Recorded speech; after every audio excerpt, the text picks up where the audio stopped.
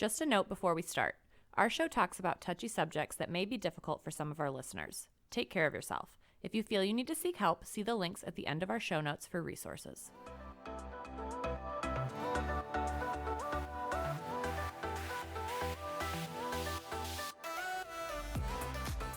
Hey y'all, and welcome to Touchy Subjects Podcast, the podcast that aims to break the silence that tends to come with conversations around domestic and sexual violence. I'm Sean. And I'm Amanda. And today we were going to be discussing boundaries and the holidays. Because the holidays are right around the corner for a lot of us when this episode is coming out. So we want to make sure that we have a discussion around making sure that we're keeping our boundaries cognizant of when we're interacting with family or friends during the holidays, because this time of year especially feels like that time where people kind of just like tough through. Like, I just have to get through this and then I'm good. But that's really kind of being flexible with their boundaries or breaking their own boundaries. So we want to make sure we have that kind of conversation today. So that's what we're going to do. So for many people, the holidays are a time where, we are gathering with our friends, with our family, and you're having celebrations and everyone's just, happy-go-lucky, right? At least that's what you see in the movies. And for a lot of us, that's just not true. That's not how our life really is. Even if you love your friends and family more than anything in the world, all of a sudden when you put everyone together in a room, there's a chance for some friction to happen, right? We're talking about everything from the political climate that's currently going on to when are you going to have a baby to who are you dating? Family can get pretty intrusive, right? They want to know everything about you, and that's not always what everybody's willing to share. So we're going to talk a little bit about how you can not share those things if you don't want to or you don't choose to, and still leave without having, a food fight in the kitchen. Yeah. With this episode coming out when it does, a few weeks ago, you guys probably heard an episode that we did with our friend Heather Klaus. In that episode, we do discuss boundaries. So really using that kind of framework to help kind of understand the different boundaries that we all might have when it comes to interacting with our family during the holidays. And then how do we take those things into account when we are going to those holiday parties, when we're going to our friends' givings or our friend Christmas parties. So if you haven't listened to that episode, go ahead and listen to that one and then jump back here. But for the 6 types of boundaries that we discussed in that episode were our emotional boundaries, our intellectual boundaries, our physical boundaries, sexual boundaries, material boundaries, and time boundaries. The sexual boundaries probably isn't one that we're going to need to necessarily take into account here with our families, but looking at some of the other ones, especially like the time, the material, and those physical boundaries, and emotional boundaries as well. Just because we talked about this when we were talking about kids specifically years ago, but if you have a kid and they're leaving and they're like, I don't want to hug grandma goodbye, or I don't want to kiss grandpa goodbye, don't make your kid do that. That is a boundary that your kid is setting, but you're teaching them then to ignore that boundary by saying, nope, we're leaving, go hug and kiss them goodbye, I don't care. And that sets them up really as they grow to learn to disregard their own boundaries, which is why we're having to have this conversation targeted to a lot of adults, because I'm willing to bet a lot of us, when we were younger, heard from our parents, go hug aunt, uncle, grandma, grandpa goodbye, even if you don't want to. I know I did, and it's something that I've had to work on, so I'm sure a lot of us might be sitting in that same boat. And, it doesn't mean that they don't want to hug grandma or grandpa or whoever because, that person makes them uncomfortable or there's something wrong with that person. Sometimes we just don't want to hug. If you're an adult and you don't want to hug someone, you don't have to explain yourself, right? But when you're a kid, all of a sudden it's that you're being a brat or you're having an attitude or whatever. Also with that, we don't want to kind of encourage that transactional physical contact where grandma, grandpa, aunt, whoever gave you a really nice present. You should go give them a hug and a kiss to tell them thank you.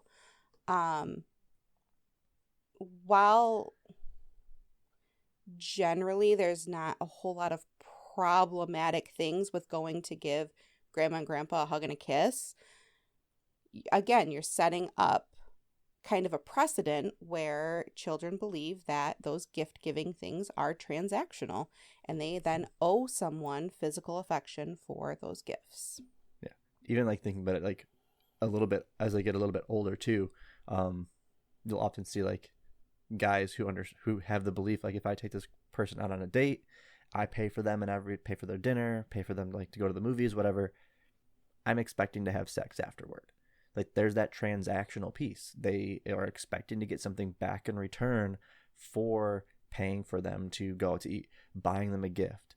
And we talk about it a lot as red flags to look for in unhealthy relationships. Gift giving with strings attached is one of them. It is sufficient enough to say, thank you, I appreciate this gift, and move on. Like they don't need to go give them a hug and a kiss to show them that they care about what gift they got or to thank them for what gift they got. A thank you should be good enough. So we're really kind of looking at some of those physical boundaries then that we are kind of talking about here. And we focus a little bit on kids, which just tends to be where we focus, especially now with my brain being like a new dad brain. I'm like, who at my family Christmas party is not going to hold my son?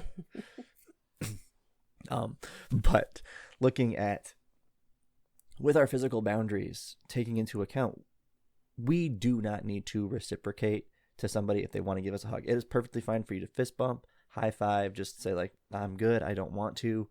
And that can be really hard for people who are often like that people pleasing type, where they feel like they have to do this, or like this person isn't going to like me, or they're going to think that I don't like them. And if you're in that kind of situation where you're like, they're gonna think I don't like them if I don't give them a hug or something, I promise you that people who care about you aren't going to think you don't like them if you don't want to hug them. I have friends who do not like to hug, and I know that they're not going to hug me, and that is fine. I know they care about me just as much as my friends who do hug me, because that's who we are. We care about each other. And if you care about somebody, you should be willing to respect their boundaries enough to show that you care about them as well and that they care about you. Yeah. So some of my family are very big into the hugging and the kissing when you see each other, right? Like it's, I haven't seen you in months or whatever, and they come in arms open, like just coming in for the kill, like ready to go.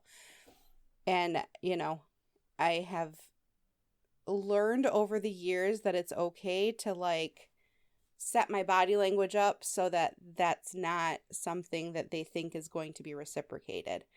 Doesn't matter how long they've known me. I'm just not always a person who wants to jump in there and give a hug and a kiss to, an in-law or a distant cousin or whatever. And that's okay. But we can try and kind of almost avoid the situation a little bit by setting our body language up when we know that that is coming to stop it off, right? As soon as you walk in the door or as soon as somebody else walks in the door, that's generally when that like physical contact, or when you're getting ready to leave, right? The physical contact comes into play mostly then. So, if you're going to a party with someone, your significant other, your spouse, whatever, like let them know like, hey, you got to help me out here. Like, don't just walk in the door and then leave me hanging with all of your family who's then going to swarm me. Like, I need you to help buffer that out. So it's okay to have that conversation. Yeah. And I think too, one, like learning your body language to show like you're not going to accept this. And I use this example with my students when we talk about consent. Like if I go up to somebody, my arms are out, like, that like universal symbol, like I'm willing to give you a hug. If that person's arms don't go out, you don't hug that person. Like they are clearly telling you like, I don't want that. And if someone does come at you like with their arms out, if you put your fist up like towards them, like that's a pretty good sign. Like, okay, I can just like fist bump this person. Like That's what they're agreeing to here. That sounded really bad, Sean, when you were like, if someone's coming Yeah, at you to hug you, you just get your square fist up. Just square up. It's like, get ready to... No, like if you just like put your fist up, like show like you're gonna fist, like you're ready for a fist bump, like that shows them you're still willing to have that physical contact with them, to say goodbye, to say hello. But it's giving them the ability to see like what level of physical contact that you're going to be okay with. And while we want always people to always respect our boundaries and say like you should always be respectful of other people's boundaries, especially like if you're like in Amanda's family or in my family where people are really like touchy and like love to hug people as they drink, they tend to avoid some of those more clear signs. So it's, again, if you're willing to set that precedent early, like say like, I'm good with the fist bump, I don't want to hug you. And you don't need to say like, I don't want to hug you. But it's, again, if you're showing them what your body language is showing them you're okay with, the odds of them following through with that continually, not just for that first time, are a lot higher. And, you know, if you're a person that is really struggling with setting that boundary, you know, as you continue to work on yourself and you're going to try and establish and, you know, make those boundaries a little more concrete for you, but you have to go to the holiday party right now and you're not there yet. It's okay to kind of come up with a little bit of an excuse. It's okay to, oh, I'm not feeling well. Like, I don't want to, you know, get in your personal space. Like, it's okay. It's a little white lie. No one's going to know. Santa's not going to take away your presents. Like, if it helps you keep that boundary a little bit more clear while you're working on, I don't know, solidifying how to do that. If it helps you during that process, use it. Absolutely. It's unrelated to the physical one. This is more of our, like, the time boundary. But my wife and I have routinely used it quite a few times. We'll say, like, oh, she's on call, even if she's not on call. Because we're both very bad at saying, like, oh, well, we probably need to get going. So we will use I'm usually on my phone anyway. So, like, I'll just shoot Jordan a text so the notification noise comes up. And then she's like, oh, I gotta go. We have to, I got someone at the hospital I need to go see. And that gets us out of there. It's a super easy way for us to be able to show, like, to have our time boundary set. Like, we want to get out of here at this time. But we're not going to be able to say to somebody, hey, we have to go, because that's just who we are. So keeping that in mind too, is like, if you have a time boundary, like if you're like, I'm going to go, I'm going to tough through this, but I only want to be there for like an hour or 2 hours. But if you're also the person like us who's not good at it, figure out like a easy, like, white lie to tell to get yourself out of that situation. It could be having a roommate or friend text you in a couple hours and say, hey, my car broke down, I need your help. Just something that's easy enough for you to be able to say, like, my friend just texted me, their car broke down, I gotta go help them, I'll see you guys later. That can get you out of there, while also still showing the people that you do care enough to give them some of your time to be in attendance at this party or gathering. I love your Jordan's on call little scapegoat there, because that's also going to be great if you don't want to drink at the party. Yeah. And, you know, some of our families are pretty heavy drinkers, right? Especially when they get together and it's a holiday and everybody's drinking. Well, maybe you are trying to cut back on alcohol, or maybe you are trying to give it up completely, or whatever the case, you just don't feel like drinking.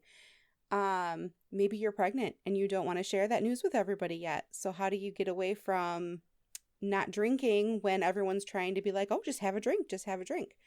So that's a whole nother conversation we can have here. But I just think that would be a really great little out to, you know, not having to drink at that party as well. Yeah.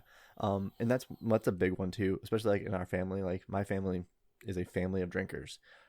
Myself and all my cousins are very bad influences on each other. We definitely feed off of each other when we're together. But like, if I like I don't want to drink that much, it's really easy for me to be able to say like, oh, I have my buddy's car broke down, so I'm going to need to leave in a couple hours to help them to drive him to work because he needed someone to get him to work. That gives me the ability to still have a few, like 1 or 2 drinks, still be able to drink with my cousins, but not get to the point where like they're gonna get me really drunk, because they'll respect that boundary. Like he's got to leave, like he's got to drive, so we can't do that. So figuring out other ways, obviously, like not everyone has a job that puts them on call. So just figuring out other, like, again, white lies that help you be able to set a boundary if you're not comfortable, like firmly stating, like, I am not drinking. That kind of helps. You could also just get sneaky too. There's different drinks that you could buy that are non-alcoholic drinks that look like they're alcoholic drinks. Or if you just bring a cooler with a koozie and just throw them into the koozie and never take the bottle out in front of people, they'll never know that what you're drinking is just like a regular sparkling water, you know? Yeah, for sure. Or, everybody's got a tumbler, right? Like everybody's got some sort of water bottle that they use, and you can just be drinking out of that. And somebody says, oh, do you need a drink? Nope, I'm good. Just tap your water bottle. You don't have to say, oh, there's alcohol in here. Some people don't it feel was good really about funny it was really funny at one party. My wife, when she was pregnant, she would just drink apple juice all the time. Like that was just like one of the things she always wanted. And she put it in a glass, and someone was like, oh, what are you drinking? Because they thought it was a beer. So I'm like, there's like ways you can kind of like get around it. Now, obviously, like if someone smells it, they're like, this smells like apple juice. Just lie and say it's a cider. But you could have those little outs too. But also, no one's gonna care if you say like, oh yeah, I'm drinking this. And they're like, oh, okay. Like if they're pushing you to like, oh no, you need to drink beer, you need to drink this like this alcoholic beverage, like that's somebody who then also clearly doesn't respect your boundaries. And that's something that you got to look at. If this person isn't going to be respectful of this boundary, are there other boundaries they're also not going to be respectful of? Not drinking is a really easy and reasonable boundary to set, and an easy boundary for other people to work around. They just don't make you drink. This really kind of brings us into another part of the conversation that we can have too, is how to be a person who is respectful of other people's boundaries. Because we want to talk a lot about setting your own, but how do you make sure you're not the person who's pushing someone else's? And a really easy way to start is with drinking. If somebody chooses not to drink for whatever reason, all you have to say is, okay, here are some other options for you. Yeah. Like, doesn't have to be, oh, why? What's going on? You don't need to know. That's not your business. Like, just offer something else and move on with the rest of the evening. I had a buddy who every now and then, like, he'll go through just like spurts where he just won't drink, which is perfectly fine. I will mess with him a little bit, like, what do you mean? But he also always knows, like, if he comes over, I have options available to him if he is not drinking. Like, I make sure that I have other options available for people when I'm hosting parties, because I want everybody to feel like they can just go to the fridge, pull something out of it, and move on with their day. Like, I don't want it to be this big ordeal. Like, oh, well, you don't have anything for me to drink, and I'm not really drinking. And having just water is kind of boring.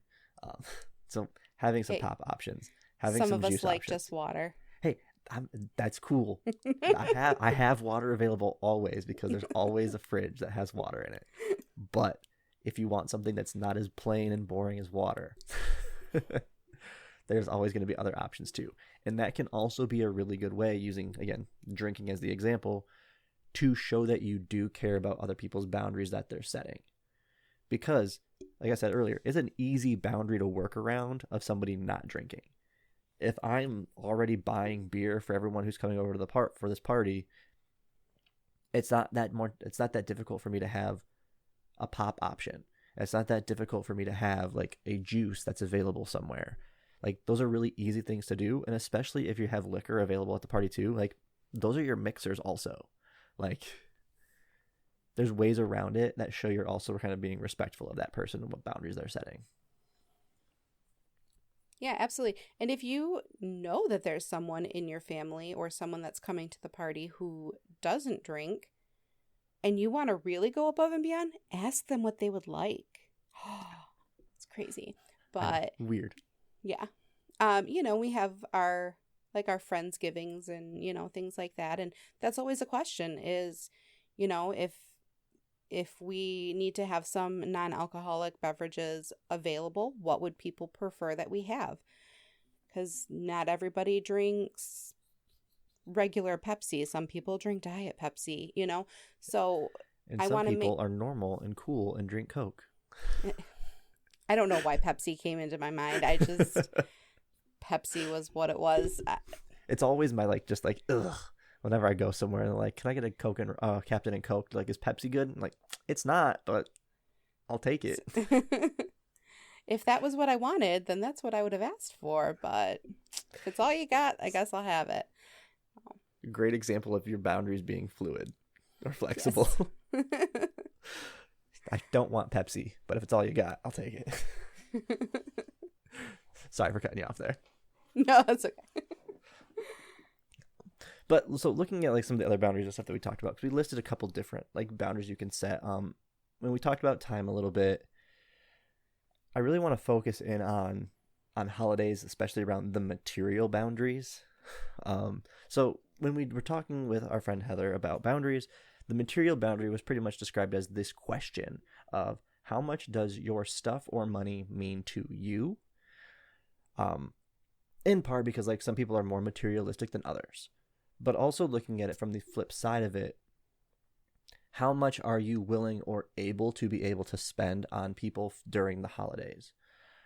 Because a lot of us want to give people these really nice, extravagant gifts, but you may not be in a place that you feel comfortable or able to do that.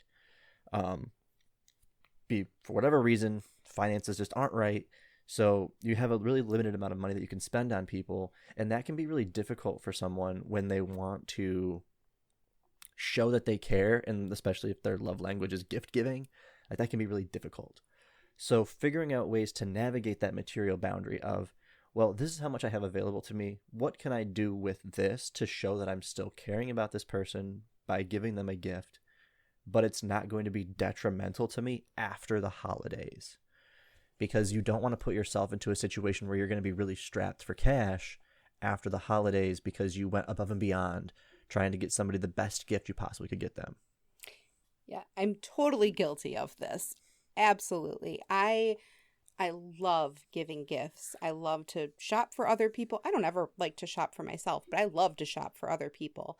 And I find myself in this situation every year. It's a boundary that I know I need to be better with, but I'm just not. And so, I'll break out the credit card and be like, it's fine. I can take care of this later. I just want to make sure that all of my nieces and nephews have equal value presents or whatever the case is, right? But we need to also look at how those things that can mean a lot as a gift, but not necessarily monetary, can come into play. If you're a person who's a gift giver like me, you can kind of maybe try and combine some of those acts of service into those gift givings. That's not necessarily going to cost you more money, but maybe a little bit of time. Baking something for someone, baking some cookies, baking a pie, baking whatever, that is an amazing gift because you took the time out of your day, you took the time out of your life to prepare this specifically for someone. I think that's amazing. I'm not going to do it because I don't bake, but that's really great for other people. Oh, that's what I want. I'm the person who, I hate getting gifts. I feel awkward receiving them and I don't know why. But if someone's going to give me food, that's what I want. that's the kind of gift that I want, because for some reason I don't feel awkward getting food from people. I'm like, oh, this is awesome, thank you. Now I'm going to probably eat an unhealthy amount of it at one time, but that is a boundary that I'm not good with. But yeah, there's other ways you can do it. My family, for example, every year for Christmas, we have a big family that gets together every year for Christmas, and if we had to get everybody gifts that was going to be at this party, everyone would be broke. So I always get my godmother a gift for Christmas every year. She always gets me something, and that's usually the extent of like the individual gifts that I get or give someone. And the same thing for all the other godmothers and godfathers in our families and their godchildren. But we do a white elephant gift exchange. So we have a price limit of $25, and that is it. So it's a $25 gift. That's all we have to get, and it can be anything. Now, I'm pretty sure my family hates my gifts every other year, because every other year I get like a joke gift. Like my cousin last year, who got a book of how to teach your cat about gun safety. It's a great book. There's more things in there too. It's like how to teach your cat about religion and everything. It's very funny. But those are the things that we get. Like sometimes there's chocolate in some of them, and it's just a really easy gift, and it's a fun activity for us to do with not that high of a price cost. Now, the one that does have a price cost, but all the cousins have agreed to this price, is our liquor or beer exchange. And that one again is like a $30 price limit, but it's any beer or liquor you want. It goes into the random pool, and then you just kind of grab one. Everybody grabs one. And that's the gift they get. And that's kind of that's the kind of like financial boundaries we set, because you can get crazy with like the price you spend on like liquor or beer, like especially if you wanted to get like something really nice, like it's super expensive. And we don't want somebody to end up getting like a gift like that and then getting like a $12 six-pack. Like that also might not feel good for them. It's like, I just spent $60 on this thing and I got a $12 gift. Like, so we just try to avoid that. And those are boundaries that we've set on those. Now, every cousin has the option to participate. It's not a requirement. So if they don't want to do it, or like last year where Jordan couldn't drink, or Kayla couldn't drink, sorry. Jordan could drink at this Christmas party. My sister couldn't drink. She didn't participate because she's like, whatever I get isn't going to really be something I can drink for who knows how long. And so, yeah, none of it's requirements. And if you can do that with your family too, just don't make it a requirement for them. If they want to participate, they can. No one has to participate in the white elephant gift exchange. We do, because it's really fun to torture my aunt by always taking her gift. But there's ways you can set those boundaries for material things that aren't necessarily you just saying like, I don't want to buy a gift. Yeah. Another thing that, because, there's just, sometimes it's just silly the way that we do gift exchanges, right? Like, there's nothing that I need someone to purchase for me. There's nothing that my sister needs me to purchase for her, and so we just tend to get like silly little things, or just like random. I don't know how many Bath and Body Works sets I've gotten in my life, because that's just a gift that you can give a girl. Like, hey, I will take those. Give me candles. But there's been years where like I've just talked to like my brother and sister, and I'm like, hey, you know what? Let's skip getting each other gifts, and after the holidays, like, let's just all go out to dinner together. Mm-hmm. Like, I'm not spending $25 on you for you to spend $25 on me for random things, where we could just go have a nice night out and all spend $25 on our own meal. Like, lots of options with things like that. Experiences are great gifts. Yeah. And that was kind of what don't worry, my family doesn't listen to this because they're super supportive. This year for Christmas, my sister and I decided, my mom, who has never spent a lot of time in Traverse City, we decided that's what we're going to do. So we have a weekend planned. My sister and I bought the Airbnb already. We have the trip planned and everything, and that's my parents' gift this year. It's always a struggle every year for us to figure out what our parents need, because My parents are older. They've got what they need. And my dad's like me. If he needs something, he's just going to buy it. So it's always hard for me to in a struggle to figure it out. So we're like, let's do experiences. It's a lot easier.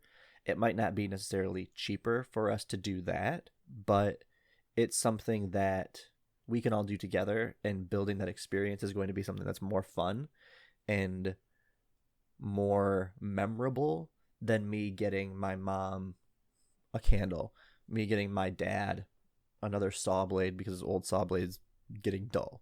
Like, those are gifts that they might like and need, but going the experience route is something that's going to be a lot more memorable and something that we can cherish a little bit more. Yeah, absolutely. So really looking at the kind of last one that I wanted to hit on, because we've talked about a lot of the other ones. The emotional one is the one I kind of wanted to end on. Because I feel like the emotional boundaries is like the most important one when it comes to seeing family and spending time with them during the holidays. Because if your family doesn't make you feel welcome, or there are members of your family that you do not like to see, it is perfectly valid and acceptable for you to just not go. If spending time with your family is going to be detrimental to your mental health, it is perfectly acceptable for you to not see them. You have to do what is going to be best for you, and if what's best for you is not sitting in a room full of people who do not respect you or do not validate your existence, it is perfectly fine to not see them. Yeah, and that can be a really hard decision to make, because even though we might think to ourselves, like, that's something I'm definitely going to do this year, there's always still going to be like a little piece of most of us that's like, oh, but it's my family and I really should see them, or I want to see this cousin who's going to be there who I haven't seen, and I can put up with XYZ family member for a little bit in order to see this one that I really want to. It can be super hard to set those emotional boundaries for ourselves. And it's not like, it doesn't have to be even that it's going to be detrimental to your mental health to go there. But if it's too draining for you, if it's going to make you feel worse coming out of it than when you went in, that might be your cue to not go, to not spend that time together with the whole group. And again, lots of excuses you can come up with to not do that. If you're uncomfortable saying, no, I just don't really want to go because I don't feel good about myself when I leave. That's a pretty hard thing for us to admit to our families, right? Yeah. But you can come up with some of those little excuses. Oh, I have to work. Oh, this or that. I gotta go visit a friend who just lost their mom. I don't know. Whatever. Like, you can come That's up. An excuse you can only use once. You've got lots of friends, Sean. Not everybody does. That's true. But hey, if you have to use it once, then you use it once. I'm just saying, there's excuses you can come up with, and you may still catch some shit from your family for those things, but it's a lot less it's a lot more short-lived than having to spend those couple hours with everybody at the dinner table. So you can kind of come up with it yourself. Are you willing to, go through the, hey mom, I'm not going to come because, and just rip it off like a Band-Aid, or, have your option of going and spending 2-3 hours with people who don't validate your existence. Yeah. And this can be a good way to kind of understanding boundaries and how they can either be slightly more flexible than others, or how your boundaries can kind of work off of each other. So looking at the time boundary and then also the emotional boundary. If you really want to go to see this cousin or see this aunt or uncle that you really like and really enjoy being around, you can go to that party, but you can also set that time boundary. I'm only going to be here to see this person, catch up with them, And then when it starts to get too much, that's my cue and I'm out. That's setting a boundary, because your boundary has been set that you're going to go and see this person, but you're going to leave when you no longer feel comfortable or when your allotted time that you've given yourself is up. And that boundary can be flexible too. Let's say it hits that hour mark and you're still really enjoying spending time with them. You can extend it out. Your boundary doesn't need to be this very firm, like solid thing. Now, some of our boundaries are absolutely firm and solid. And some of us are more loose with some of our boundaries. I am more loose with my time boundaries. I am an extrovert. I prefer to spend time with people. My wife is a bit more firm on her time boundaries. So knowing that, I'm more flexible to be able to say, like, okay, guys, I got to go. I'll talk to you later. And that's fine, because I want to make sure I'm also being respectful of my wife's boundary that her battery might be getting drained quicker than mine because she is more introverted. So it's just really looking at how do our boundaries work together and what boundaries are we willing to be more flexible with when we're in those moments. Yeah, absolutely. And like, you also have to take into consideration, if you have that significant other, if you have that spouse, are you visiting your family or their family? Because going to visit my husband's family is going to probably be a lot more draining on me than it is on him. Going to visit my family is going to be more draining on him than it is on me. So just because you're having a really good time hanging out with your family, your cousins, doesn't mean your partner is. And that doesn't mean that you have to wrap it up and go. Drive separate so that you can leave when you want to, you know. There's nothing that says you have to come there and go there together. That's their family. Like, don't be the person that says, no, you can't spend that time with them. But don't put yourself in a situation where you have to stay until they're ready to go. Mm-hmm. And it's really funny seeing like how this plays out a little bit in like other situations. Because like I know one of my friends, she has very obvious tells when she is ready to go. And she does not hide them. Like, she doesn't care. Like, we all understand, like, her battery, it's done. She's out of here. And her partner is very cognizant of that too. So he will see her, like, I tag her in these posts all the time where it's like the person, like, when their emotional battery is done, it's just someone staring at their partner ready to leave. That is her to a T. So when we see that happen, we're like, okay, we'll see you later. Like, we'll see you next week, 2 weeks, whenever we're going to see you again. Like, it's fine. Like, and we all know that because, again, my friend group is pretty respectful of our other friends' boundaries. We're not going to give them shit and make them stay. Now, I'll mess with her, but she also understands, like, I'm still respecting her boundary. Like, I'm not going to try to force her to stay. I want her to be able to want to hang out with us. So when she's got to leave, she's got to leave. And talking to like the different families and stuff, yep, you can drive separate, or looking at it from like, at least from my perspective specifically, like, I don't care where I'm going. If there's people I can talk to, I'm going to enjoy myself and be fine. So I never want my wife to feel like she is going to be pulling me away from that when her emotional battery inevitably runs out before mine does. And she knows that. She knows, like, I could talk literally for hours. So when she's ready to go, we go. And that's just how it works in our relationship, because that's the conversations that we've had, because we understand what our boundaries might look like. I don't have a boundary when it comes to talking to people usually. So Not you, Sean. What, you couldn't guess that I like talking a lot? I literally created a podcast to make people listen to me talk. And then dragged me into it. Yeah, okay. You enjoy being here. I do enjoy being here. When I don't make you record when you're sick. Yeah, that's the other thing too. Happy holidays with being sick. Disrespectful of your boundaries. Very much so. It's a boundary I'm loose on. It's fine. Excellent. I'm a 90s kid. We had attendance awards, so you just went to school when you were dying. Dude, I still go to things and I'm dying because of that.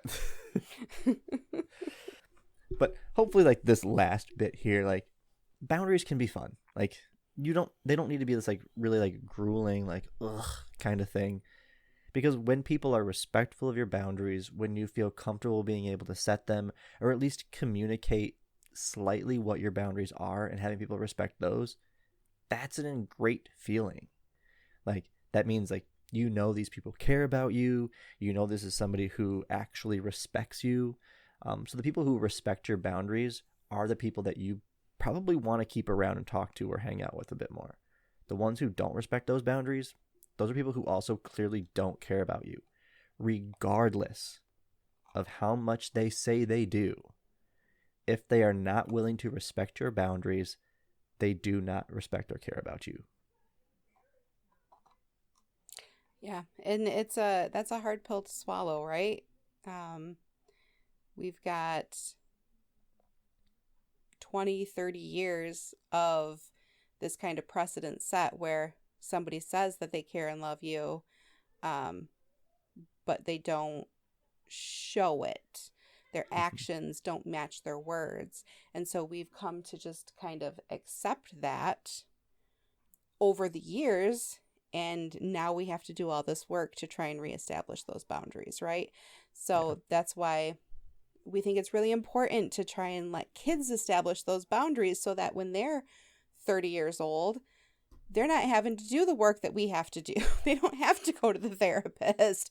They just are well-adjusted adults. I don't know what that would be like, but Man, sounds incredible. It's got to be nice, right? I will say, too, I will add the caveat to this. If you have been unable to express your boundary to someone in any way, and they are breaking that boundary, that can also be something that you might need to work on a little bit. It is hard for other people to understand what your boundaries are if those boundaries have never been expressed to them. So giving people that opportunity to respect that boundary, and then if they do not respect it, that is somebody who then does not respect or care about you. Because we all want to be respectful of other people's boundaries. Most of us want to be respectful of other people's boundaries. But if we don't know what that boundary is, we can't be respectful of it. Like, if my friend, every time I go to see them, accepts the hug, even though they don't want to, I don't know it's a boundary that they've set.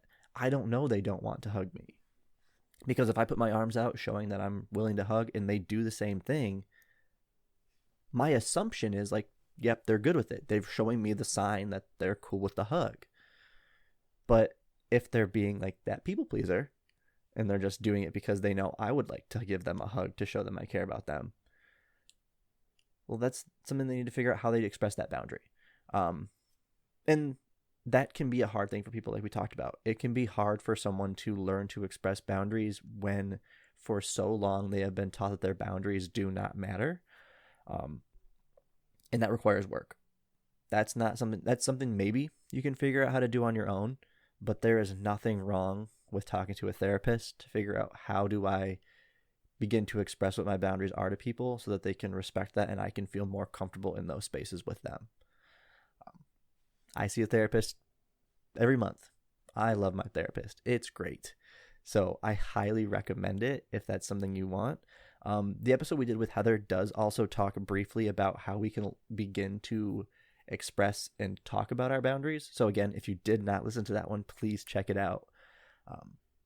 But yeah, this is a great time of year to start recognizing what boundaries we may have, and how we begin to express those to others, because it's going to make those parties more enjoyable for everyone. It's going to make those gatherings more enjoyable for everyone when they know that their boundaries are going to be respected while they're there.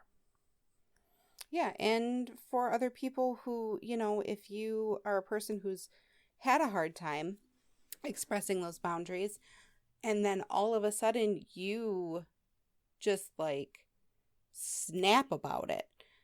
I've been taking hugs from Sean for years, and this year I'm going to be like, no, Sean, God, why do you always want to hug me? Stop it. I don't like hugs. If I freak out on Sean for the first time that I've ever expressed that boundary, that's going to make things real uncomfortable for a lot of people. Mm-hmm. So if we learn to do that work, if we learn to to set those boundaries in a calm and respectful way, then we're kind of setting everyone up for a little more success. Yeah. Also, this is definitely only with things that aren't like causing harm, by the way. Yes. I want to make that point. Like, if someone's hugging you and you don't want them hugging you, like the odds of that like causing like a lot of harm might be pretty minimal, right? But like if it's something that like obviously would be considered like, I guess people's like gauge of harmful is also like just not like what I think is harmful to me might not be considered harmful to you. I guess I would put it as like if a general person would view that kind of behavior as harmful, like that doesn't matter. They shouldn't be doing that, right? Like it doesn't matter what your boundary is. Like someone shouldn't be doing things that hurt or harm people. So keeping that in mind too, because like my boundary, I don't like being stabbed. I would be willing to bet most people don't want to be stabbed. So I shouldn't have to express that boundary. But yeah, those littler things like, oh, you're not drinking. Like, well, why not?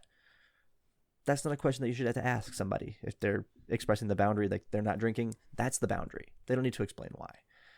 They don't want a hug. They don't need to explain why they don't want the hug. They've expressed the boundary. So, right. Well, thank you all for listening today. Thank you for spending this year listening to our podcast. We really do appreciate all of our listeners. This podcast is really one of the more fun things that we get to do through our jobs. So we really are appreciative of those of you who spend the time to listen to the episodes, because it shows that, people are listening. People do want to hear this content.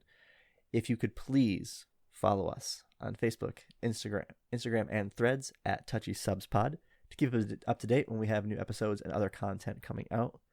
Please rate and follow us on your favorite podcast listening app, because those really do help the show out, and it helps us get more listeners. We are always looking to try to build our listener base, because we're really passionate about the messaging in what we're talking about. We're really passionate about trying to end domestic and sexual violence, because we truly believe that while it might never fully end, because it's something that's been around forever, I truly do believe that there are things that we can do to help reduce that in our communities, and that's really what this podcast is about. So please rate and follow us, because, again, we want to get this out there to as many people as possible. And in the meantime, don't be afraid to challenge, ask, and discuss when it comes to touchy subjects.